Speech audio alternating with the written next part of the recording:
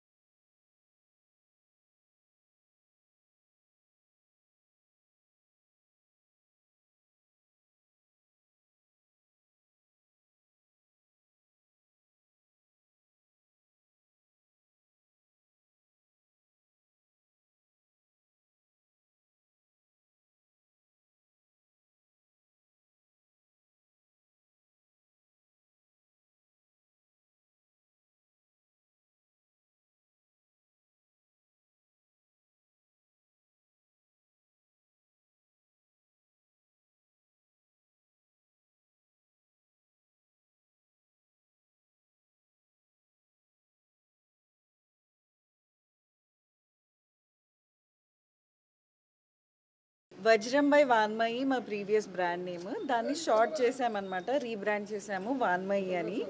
And we specialize in all natural gem stones, ఇంకా natural gem stone jewellery.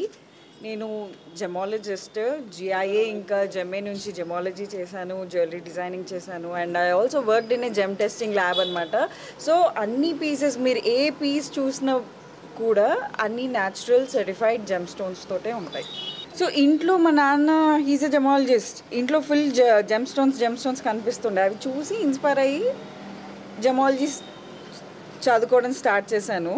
జెమాలజీ అయిపోతూనే jewellery business start చేశాను.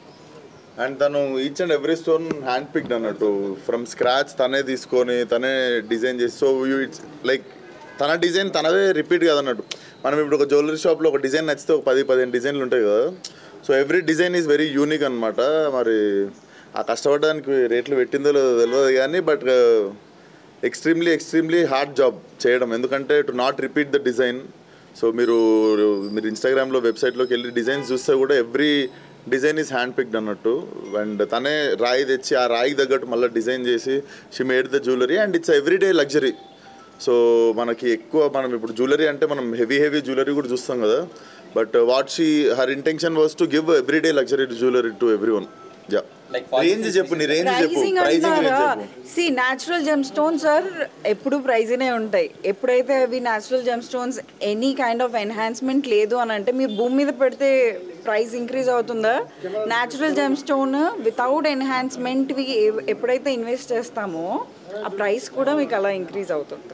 Range అంటున్నారా? So I made everyday luxury. So 15K నుంచి 35 lakhs దాకా కూడా ఇప్పుడు నా ఫస్ట్ డిజైన్స్ ఏవైతే వచ్చాయో I made a very small batch of jewellery. అవి కూడా అన్నీ hand pick gem stones rough కొని ఫేసెట్ చేయించి కటింగ్ చేయించుకొని తర్వాత స్కెచింగ్ చేసి డిజైన్స్, దాని తర్వాత మ్యానుఫ్యాక్చరింగ్కి వెళ్ళాయి అవి.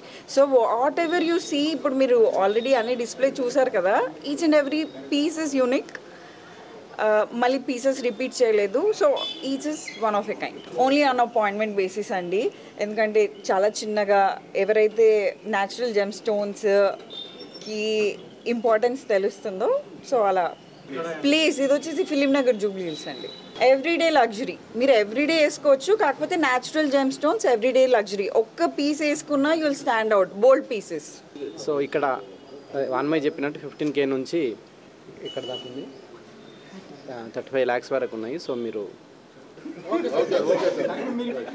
నీ ఫేవరెట్ స్టోన్ ఏంది మామ? ఫేవరెట్ స్టోన్ చెప్పండి ఏదో అంటున్నారు. సార్ ఇప్పుడు మీరు జ్యువెలరీ ఇక్కడ కొనుక్కుంటే ఎవరికి ఇస్తారు గిఫ్ట్? నేను వాన్మయ్యకే ఇస్తాను నేను. ఆయన యూరోప్. ఓకే.